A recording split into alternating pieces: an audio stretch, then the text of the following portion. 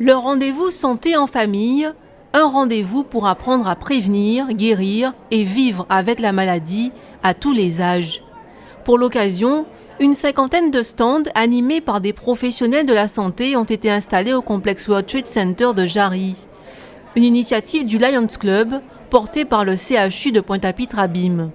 C'est vrai que le CHU est habituellement dans le curatif, dans le soin, dans la prise en compte des pathologies, mais c'est beaucoup plus intéressant de s'intéresser à la santé en amont, c'est-à-dire avec des notions de prévention. Donc l'idée, c'est porter des réponses sur la préservation de la santé à tous les niveaux. Et c'est important que les professionnels de santé s'emparent de cette question et proposent aussi une réponse parmi d'autres. Il n'y en aura jamais trop. J'ai vu qu'il y a pas mal de trucs sur l'hypertension. Il y a sur l'obésité, le tabac, aussi l'alcool, parce qu'on a de la famille, il y a des entourages, donc il faut qu'on s'informe afin d'aider notre prochain. Drépanocytose, hypertension artérielle, diabète, de nombreuses pathologies ont été mises en avant.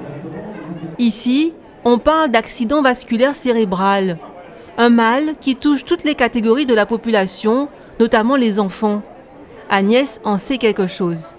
L'AVC, j'ai déjà fait un AVC à 40 ans.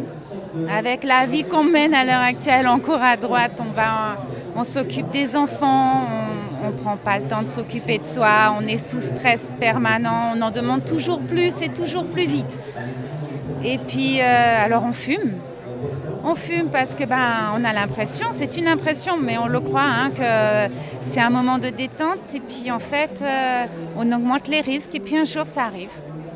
Et vous ne comprenez pas, vous perdez la couleur dans un œil, vous crachotez, vous avez du mal à parler.